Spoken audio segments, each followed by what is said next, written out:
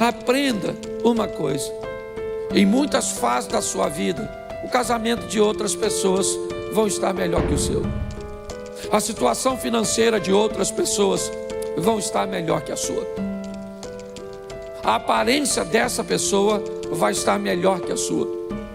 Você precisa ter maturidade para entender que o tempo dos outros não é o seu tempo. O tempo de Deus é correto. Aguarde o que Deus tem a fazer por você. Amém? Ele não chega atrasado na sua vida, no seu casamento. Ele não chega. Ele sabe o que está fazendo para que o tempo e que as coisas de Deus se cumpram na minha vida. Eu não preciso puxar o tapete de ninguém. O que Deus tem para mim é meu. É assim que funciona. Eu quero falar um pouco com vocês sobre o tempo, as fases, as etapas da nossa vida. Eu acho que você já conseguiu entender que na verdade o tempo é um recurso, e um recurso que não pode ser reaproveitado, que não pode ser recuperado. Talvez uma das coisas mais valiosas que temos é o tempo. E quanto mais rápido nós entendermos que estabelecer um tempo de qualidade para a nossa vida, quanto mais rápido entendermos que a vida é única, curta e rápida, inevitavelmente esse entendimento vai fazer com que nós não percamos tempo, que não joguemos nosso tempo fora. É lógico que uma parte do seu tempo é extremamente saudável que você dedique essa parte para que você venha ter lazer, uma diversão, se distrair. É importantíssimo. Pessoas que acham que vieram nessa vida apenas para trabalhar, que colocam um dinamismo acima da média na sua vida e acha que isso é saudável, é só uma questão de tempo até ela descobrir que acabou ficando sozinha, acabou ficando doente e pior, não dá para recuperar mais. Filhos só são crianças uma vez na vida. Você só é jovem uma vez na vida. Casamento, certo? Aquela coisa gloriosa e satisfatória do início do relacionamento, na verdade, ele acaba acontecendo uma vez só.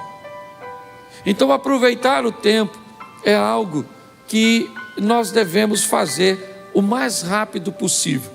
Nós estamos vendo um texto que diz que tentaram prender Jesus, mas ninguém conseguiu prendê-lo, simplesmente porque não era o tempo dele ser preso.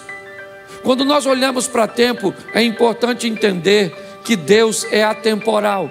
Deus vive na eternidade.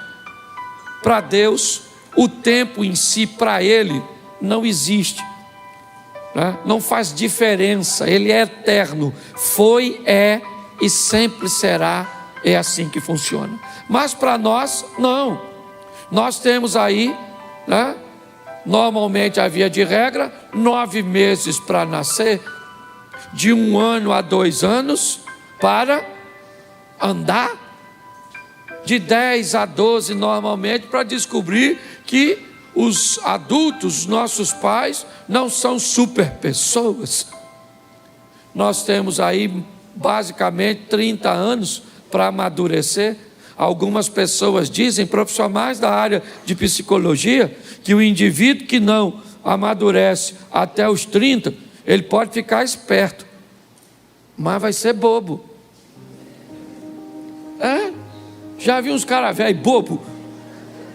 Ele sabe ganhar dinheiro, ele tem uma situação boa, mas você começa lá, é uma bobeira. Em pessoa, o que é isso? Falta de maturidade. Se tu está com 30, acenda a luz de emergência e amadureça o mais rápido possível, ok? Quando o assunto é tempo, também eu preciso gastar um pouquinho de tempo para falar sobre a importância de nos preocuparmos com o que esse sistema está tentando fazer com o tempo da infância das nossas crianças. Se nós olharmos, nós muitas vezes não conseguimos entender por que é que tantas informações distorcidas, por que é que desenhos animados, por que é que programas direcionados para a criança na idade mais precoce possível buscam levar informações, imagens, porque no tempo da infância, no tempo dessas crianças, elas não conseguem discernir o que é uma sugestão, do que é uma informação e uma ordenança. Por que é que estão investindo? Nosso sistema de ensino brasileiro tem um material didático tão ruim. Por que é que desde que o mundo é mundo, pelo menos que eu lembro, no Brasil, a maioria de nós não fomos para a escola para aprender sobre sexo, se eu era menino, como fazia, se fazia, com quem fazia. Nós íamos lá para aprender matemática, português, moral e cívica, ciências. Lembra disso? E por que hoje? O que aconteceu com esse tempo que nós estamos? É um tempo que está querendo estabelecer matrizes no nosso filho. Ensina o menino o caminho que ele deve. Se você não sabe obedecer a Bíblia, o diabo talvez seja mais obediente que você. O diabo, ele diz, se a Bíblia está dizendo, ensina o menino o caminho que deve andar, eu vou obedecer a Bíblia. E vou ensinar esses meninos a se comportar segundo o meu modelo. E quando eles chegarem em casa, vão conflitar com esses pais que não têm tempo de estabelecer matrizes. E quando tentarem desfazer as matrizes que o sistema de ensino, que na verdade tem nada a ver com educação, sistema de educação é em casa, a escola é o sistema de ensino. Então, quando nós olhamos para esse tempo de tanta imaturidade que buscam atingir as nossas crianças, é melhor você acordar o mais rápido possível. Porém, eu aqui como pastor e aqueles que sobem aqui, o máximo que nós podemos fazer é levar a palavra de Deus até o seu ouvido. E Deus então leva do seu ouvido para o seu coração. Por isso que é muito importante para Satanás destruir você, ou destruir a sua atenção enquanto nós estamos aqui pregando. Por que é que há um ambiente tão grande de distração durante o culto? Porque é simples. Se a palavra não chega ao ouvido, não há possibilidade dela ser conduzida para o coração. Então tem que sentar alguém do seu lado que converse com você algo interessante enquanto o culto passa. Porque para Satanás é importante que no final do culto você não tenha nada na mente. Por quê? Porque se tiver na mente, preste atenção, você viu aqui o Wesley vindo ministrar a oferta, e ele disse que ouviu uma palavra aqui, uma palavra que o impulsionou a semana inteira. Ou seja, a palavra estava no ouvido, estava na mente. Se a palavra entrou na mente, Deus foi levando a palavra para o coração dele. E é assim que acontece. Nós já vimos em 1 Coríntios 10, 1, que pessoas estão no mesmo ambiente, vendo a mesma coisa, ouvindo a mesma coisa, porém vivendo resultados altamente diferentes. E qual é o motivo para que isso aconteça? O nível de atenção e de comprometimento que essas pessoas tomaram após receber a palavra ou a ferramenta. Quando nós olhamos para isso, talvez nós consigamos entender por que algumas pessoas têm problemas com lidar com os tempos. E eu separei algumas coisas aqui de uma palavra que mexeu muito o meu coração, e eu quero compartilhar com você. O primeiro tempo que eu quero falar com você é o tempo dos outros. Aquele tempo que não é seu, mas você gostaria que fosse. O Salmo 73, ele ilustra isso de uma forma belíssima. Põe para mim, Salmo 73. Aqui. Isso. Vamos lá. Verdadeiramente bom é Deus para com Israel, para com os limpos de coração. Preste atenção agora. Quanto a mim, meus pés quase se desviaram. Faltou ou pouco faltou para que escorregassem os meus passos. Por quê? Pois eu tinha inveja dos soberbos, ao ver a prosperidade dos ímpios. Porque não há apertos na sua morte, mas firme está a sua força. Não se acham em trabalhos como outra gente, nem são afligidos como outros homens. Pelo que a soberba os cerca como um colar, vestem-se de violência como um adorno. Só aí, preste atenção, qual é o problema do salmista aqui? Me parece que esse é o salmo da comparação. Me parece que esse texto define a pessoa que olha para o tempo dos outros, para aquilo que está acontecendo na vida dos outros, e não consegue entender que o tempo dos outros não é o seu. Muitas pessoas se perdem canalizando tanta atenção para o que está acontecendo na casa do vizinho, na empresa do vizinho, na igreja do outro pastor, que esquece de canalizar suas forças para fazer as coisas acontecerem na sua própria vida. O salmista está dizendo que ele quase caiu, seus pés vacilaram, ele quase desviou. Quando ele começou a olhar o tempo dos outros. E o que estava acontecendo na vida dos outros era muito diferente do que estava acontecendo na vida dele. Aprenda uma coisa: em muitas fases da sua vida, o casamento de outras pessoas vão estar melhor que o seu. A situação financeira de outras pessoas vão estar melhor que a sua. A aparência dessa pessoa vai estar melhor que a sua. Você precisa ter maturidade para entender que o tempo dos outros não é o seu tempo. Pare de olhar o que está acontecendo na vida de seu vizinho. Trabalhe, ore, entenda que o seu tempo vai chegar. E não use a medida dos outros para estabelecer a sua.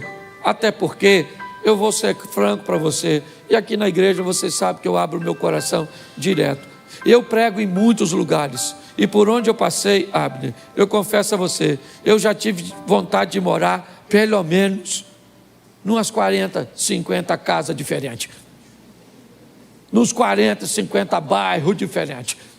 Chego na casa de um cara, pensa num casarão. Bonito, confortável, ampla, umas ruas amplas, bonito. Eu falo comigo: Cláudio, tu tinha que morar aqui. Até eu viajar para outra. Chego lá, eu falo: que apartamento é esse? Rapaz, um apartamento por andar, tudo na porta. Não podia morar aqui? Aí eu viajo de novo. Aí alguém me leva numa fazenda. Aí eu falei: Senhor, rapaz, eu tinha que morar aqui nessa fazenda. Aí eu viajo de novo, vou para uma casa de praia e me deixa lá hospedado. Falei: aqui que eu tinha que morar. Esse dia eu fui para um apartamento em Balneário Camboriú e botaram numa piscina de água quente que tinha uma cama que fazia massagem na gente dentro da piscina. Ali eu tive certeza que era ali. Uma cama que faz massagem em nós dentro d'água. Aí eu fui para Brasília e me levaram para uma casa que tinha até um helicóptero. Eu já esqueci da massagem. O que é uma massagem numa piscina? Com um bicho que leva a gente para as alturas. Aí eu quis morar lá.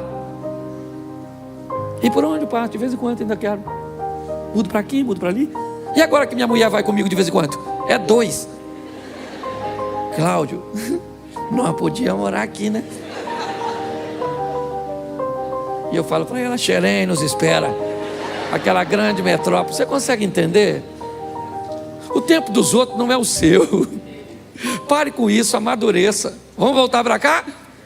Segundo tempo. Fora do tempo. Aquilo que nós queremos, mas ainda não é o nosso. Pastor, que exemplo você pode usar para isso? O Saul. Saul queima uma etapa. E gente, muita coisa, né, que nós vemos, nós até poderemos adquirir e ter, mas não fora do tempo. Tenha maturidade para entender que coisas fora do tempo pode deformar você. Deus, Ele está no controle de todas as coisas. Eu li um livro esses dias do Carlos Drummond, e o título dele é Fora do Alcance das Crianças. E ele começa a explicar por que é que tem coisa que a gente não recebe. Porque Deus não dá determinadas coisas para crianças. Tem que ter maturidade. Você tem que entender que tem coisas que são para você, mas ainda não é o seu tempo de alcançá-las. E Deus sabe, nossa, eu queria. Eu vou contar uma experiência para vocês. Aqui na minha família está ali meu filho, minha nora estava sentada aqui. Isso, tá, deve estar com meu netinho por aí, mas meu filho está. Nós fomos viajar. Aí entrou toda a patotinha no carro, certo? Entramos todo mundo. Aí meu neto quis o celular para ver, né, um desenhozinho. Aí minha nora falou assim: você vai passar mal, Miguel. Mas ele, sabe como é que é criança, né? Aí minha nora, gentilmente, uma mãe amorosa, cedeu o celular. Ele começou a ver.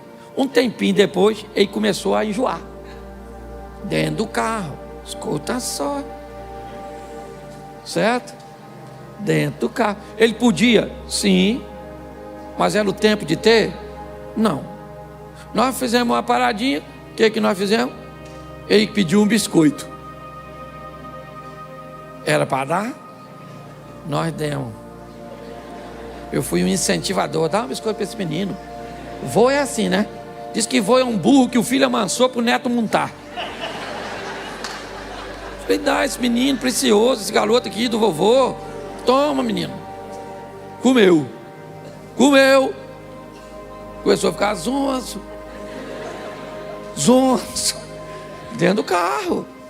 De repente. Assim. As coisas do interior dele começou a sair. Ele vomitou. Dentro do carro. Paramos, limpamos tudo. E você sabe que o cheiro. Limpamos tudo e segue viagem. Com aquele cheiro. E eu estou aqui conversando com Deus. Que experiência era aquela? E Deus falando ao meu coração: é desse jeito que eu não ajo. Vocês sabiam que o celular ia fazer mal? Você cedeu porque você é bonzinho. Você sabia que o biscoito ia piorar? Você deu. E agora, Cláudio Soares Duarte, pastor. Porque quando a minha mulher só fala Cláudio Duarte. Quando é Deus, fala o nome todo e ainda usa pastor, que é para chamar a atenção. Vai fazer a viagem com esse cheiro, que não sai não.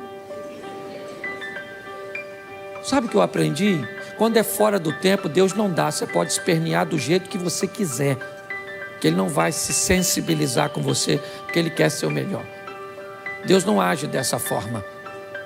Então, se for fora do tempo, querido, não queira queimar etapa, porque o negócio vai dar ruim. Está lá com Moisés, fora do tempo, achou que era o libertador, se lascou, foi para o deserto. O tempo de Deus é correto. Aguarde o que Deus tem a fazer por você. Amém? Ele não chega atrasado na sua vida, no seu casamento. Ele não chega. Ele sabe o que está fazendo. Ele está cuidando de você.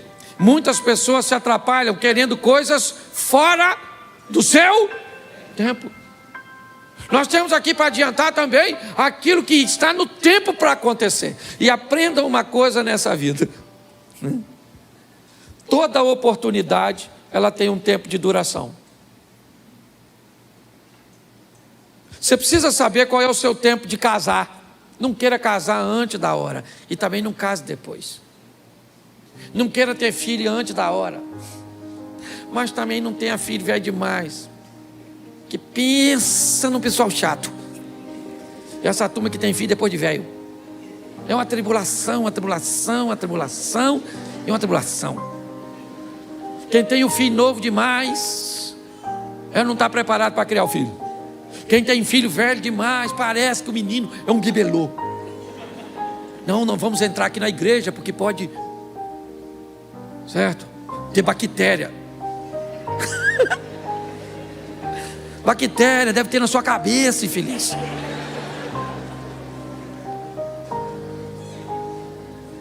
Você tem que descobrir qual é o seu tempo de casar. Você tem que descobrir qual é o seu tempo de agir em favor das suas finanças. É o seu tempo. Peça a Deus para te dar discernimento. Chegou a sua hora de viver. Descubra quando ela é, em qual área é, e mergulhe com toda a sua força. É assim que funciona. Em 1992 eu tive que fazer 2 mudanças drásticas na minha vida. Casar. Acabei com a minha vida de solteiro. Troquei todas as mulheres solteiras do mundo por uma. Olha que troca ruim. Porque antes de casar eu podia ter qualquer uma solteira, sim ou não? Depois que casei, rejeitei todas as outras. E para ir Jane Mary, para ir com ela até que a morte o separe. E diga-se de passagem, está demorando. Para ela e para mim. A Abner que diga isso, ou não? A Jacira aí, ó. Quase 50 anos de casado. Você consegue entender isso? Está assim de gente que não investe tempo, sabe? Para ter um discernimento, às vezes numa consultoria, em alguém que tem experiência. Para que aprender com seus erros, se você pode aprender com os erros dos outros? Procure pessoas, a vida está fazendo para aqui na igreja, aqui nessa igreja, você tem pessoas com tanta experiência que pode dar noção de casamento, pode dar noção de ambiente corporativo, de quais são as profissões promissoras. Você está envolvida num ambiente onde você pode receber informações extraordinárias para ajudar a você agir no tempo correto. Mas você não aproveita isso. Você tem que descobrir seu tempo. Qual é o seu tempo? Jesus está no casamento de Caná. Maria fala para ele, eles não têm vinho. Jesus disse, ainda não é chegada a minha hora. Calma, eu sei o meu tempo. Nós precisamos amadurecer para entender isso. A menina tem 12 anos, eu já sou uma moça. Pai, posso namorar? Com 12, eu vou buscar o boneco da Barbie, o Ken. Você namora ele. Mas eu já sou uma mulher. Ô menina, vai assistir Chiquitito e não me perturba. Menino, 13 anos, acho que é um homem. Não paga uma conta. Qualquer coisa que vai fazer, está cansado. Não estuda direito. Nada. Aí vê uma menininha. Eu já estou no tempo de namorar. Eu acho que você está no tempo de eu castrar você, não é? Você sossegar esse fogo. Você está rindo, mas é sério. Você tem que entender o tempo da espiritualidade. O tempo de investir em leitura, em busca por Deus. É muito importante isso, gente. Descubra o seu tempo, as coisas que tem que acontecer, né, no seu tempo. Para alguns, esse tempo pode chegar um pouco mais cedo, para outros, um pouco mais tarde, para outros, chega no modelo mais fácil, para outros, no modelo mais difícil. Mas entenda isso. Eu vejo pessoas querendo viver o tempo dos outros. Eu quero pessoas querendo viver coisas fora do tempo, antecipando e quebrando a cara, tomando decisões equivocadas. E pessoas que sequer são capazes de entender o seu próprio tempo. O próximo, o tempo de Deus, tem o seu tempo. Pastor, mas o meu tempo não é o tempo de Deus? Não era isso que você está falando? Não. O seu tempo é o tempo que você tem que aproveitar para estudar. É o tempo que você tem que aproveitar para investir em você. O tempo de Deus é aquilo que Deus quer fazer na sua vida. E é importante você entender isso. Quando é que Deus vai fazer? Quando chega o tempo dele. Eu participei de uma igreja e eu era vice-presidente dessa igreja durante um bom tempo. E muitas vezes eu vi pessoas querendo criar conflitos entre o pastor presidente e a mim, querendo que eu o confrontasse, criasse problemas, porque muitas pessoas, por algum motivo, afinidade ou outras coisas, ou por uma visão equivocada, viam uma liderança pastoral na minha vida. Mas eu entendi que aquele não era o tempo de Deus para a minha vida, e que o tempo de Deus para a minha vida ia chegar. Hoje eu procuro, primeiro, não olhar para o que está acontecendo na vida e no tempo dos outros. Hoje eu procuro olhar de uma forma sábia para não querer as coisas fora do tempo. Eu busco a maneira de aproveitar todas as oportunidades para entender o meu tempo, sabe, aquilo que Deus está preparando para mim, ou me dando a oportunidade de viver. Mas o tempo de Deus, no que diz respeito principalmente a ministério, a ações que vão mudar a nossa vida, precisa ser entendido. Quando eu olho para Davi, sendo ungido por Samuel como rei, sabia que o trono era seu futuro. Profecias, se é que eu posso chamar isso de profecias, mas incentivo, que diziam: mata o camarada, porque se você matar, você se torna o rei. Ele disse: mas esse não é o tempo. Para que o tempo e que as coisas de Deus se cumpram na minha vida, eu não preciso puxar o tapete de ninguém. O que Deus tem para mim é meu. É assim que funciona. Eu não estava em casa, é o que Davi poderia dizer, quando Samuel esteve lá. Todos os meus irmãos estavam lá. Eu estava no campo trabalhando, mas ninguém comeu nada, e o ungido fui eu, porque o tempo de Deus chegou para a minha vida. É importante você entender isso. Se nós não amadurecermos para dar uma olhada nisso, está assim de gente vivendo fora do tempo. Adultos vivendo como adolescente, pessoas que tinham uma situação financeira melhor ontem e hoje continuam gastando no mesmo tempo. É assim que funciona. Homens casados vivendo tempo e comportamento de solteiros, pessoas invertendo tudo e pior, trazendo dores, desconfortos, adversidades para a sua vida. Está na hora de você tomar uma decisão para mudar a sua história. É para isso que você vem à igreja, sabe para quê? Para entrar pelo teto paralítico e para sair pela porta andando. Nós vamos para a presença de Jesus para sair de lá melhor do que entramos. Esse é o propósito. Sair daqui uma esposa melhor, um marido melhor, um colaborador melhor, um empresário melhor, um pastor melhor, um amigo melhor. É para melhorar. O trabalho do Senhor tem o propósito de nos levar para a próxima fase da nossa vida. E para me encerrar, por causa do tempo, nós temos o fim dos tempos. Nós temos aqui, rapidinho, o tempo dos outros, fora do tempo, o meu tempo, o tempo de Deus e o fim dos tempos. Quando nós estamos olhando para esse ambiente, Mateus 24, 44, por isso, estai vós preparados também, porque o Filho do Homem há de vir a hora em que não penseis. Quando nós olhamos para esse texto, nós descobrimos que nós estamos chegando ao final dos tempos, as coisas se cumprindo, as coisas acontecendo. E por favor, igreja, não se preocupe quando vai ser. Não fique preocupado se é amanhã, se é no ano que vem. Não fique preocupado. Tenha uma preocupação: eu preciso estar preparado.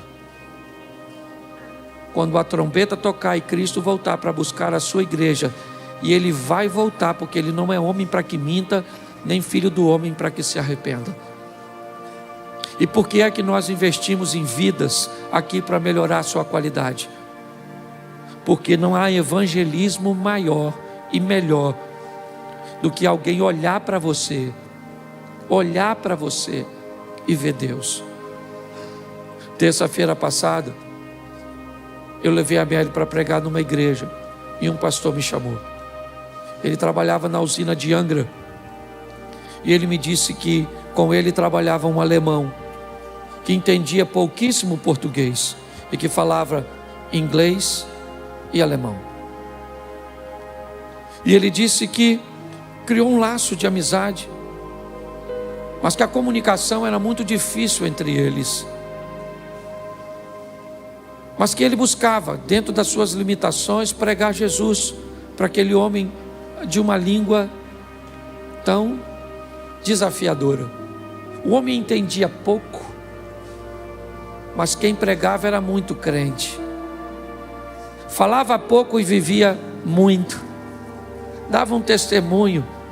O cara gostava demais dele e tolerava até ouvi-lo sem entender muitas coisas.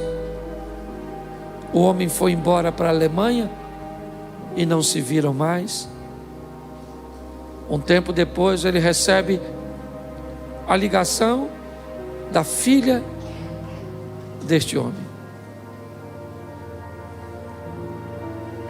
E criou uma maneira, não entrei em detalhes, para comunicar a ele que depois que o pai dela havia voltado para a Alemanha, ele aceitou Jesus como Salvador. Ele tinha falecido lá na Alemanha e que ele deveria pegar um avião e ir à Alemanha, porque o pai dela, antes de falecer, deixou uma herança para ele que ia mudar a vida dele. Muito mais do que o que falamos, meus irmãos, vale o que nós vivemos. A nossa sociedade está cheia de palavras, cheia de historinhas. A nossa sociedade está querendo testemunho. Não basta subir num púlpito e falar muito bem, não basta. As pessoas querem conviver com a gente, para ver como a gente vive, como a gente trata as outras pessoas, como tratamos a nossa família. Esse é um tempo que estamos vivendo, onde o Senhor está voltando. E o Espírito do Senhor está sendo derramado sobre a igreja. Aproveite esse tempo, o tempo da graça, o tempo do favor de Deus. Eu não sei o que você tem vivido, não, mas por favor, melhore a sua ótica. Não dá para demorar para ser a melhor esposa, porque Jesus está voltando. Não dá para demorar para ser o melhor marido. Não dá para demorar para ser fiel. Não dá para demorar. Ele está voltando. para buscar a sua igreja.